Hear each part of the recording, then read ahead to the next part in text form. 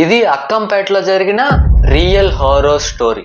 రాజేష్ ఓ 22 సంవత్సరాల కుర్రాడు. వేసవి కాలంలో వాళ్ళ అమ్మమ్మ వాళ్ళ ఊరికి అతను వెళ్ళాడు.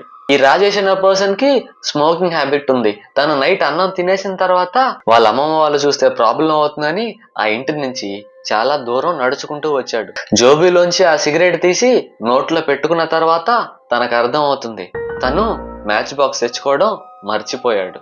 అదే సమయంలో తనకి దూరంగా ఎవరో మాట్లాడుతూ ఉన్నారు.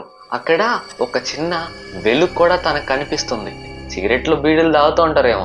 సో అక్కడికి వెళ్తే తనకు మ్యాచ్ బాక్స్ దొరుకుతుందని అక్కడికి నడుచుకుంటూ వెళ్ళాడు. బట్ అక్కడే రాజేష్ కి వింతైన విషయాలు ఎదురవడం మొదలయ్యాయి. రాజేష్ అలా నడిచి వెళ్తుంటే అది ఎంతకీ తన దగ్గరికి రావట్లేదు. తను నడిచి వెళ్లే కొద్దీ ఆ డిస్టెన్స్ అనేది పెరుగుతూనే ఉంది. అలా కొద్ది దూరం నడిచిన తర్వాత రాజేష్ కి అలుపు వచ్చేసింది.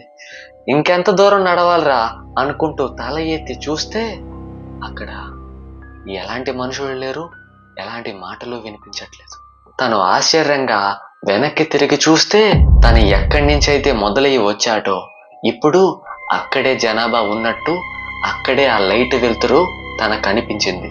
రాజేష్ కి గుండెల్లో భయం మొదలైంది. సడన్ గా రాజేష్ కి తనేదో మంట పక్కన ఉన్నట్టు తన ఒళ్ళు మొత్తం వేడిగా అనిపించడం మొదలైంది. అప్పుడే తన కుడి పక్క నుంచి ఎవరో ఆడ మనిషి గజ్జెలు వేసుకొని తన వైపుకు పరిగెడుతున్నట్టు తనకు వినిపించింది. ఆ వైపుకు తను తిరిగి చూస్తే ఓ ఆడ మనిషి ఎర్ర చీరలో తన తల మీద ఏదో మంట మండుతూ ఉంది. ఎంతో వేగంగా తన వైపుకు పరిగెడుతూ వస్తూ ఉంది. అంతే, రాజేష్ అక్కడి నుంచి సిగరెట్ పడేసి ఇంటికి పరిగెత్తడం మొదలు పెట్టాడు. తను పరిగెడుతున్నంతసేపు తన వెనక ఆ గజ్జెల చప్పుళ్ళు వినిపిస్తూనే ఉన్నాయి.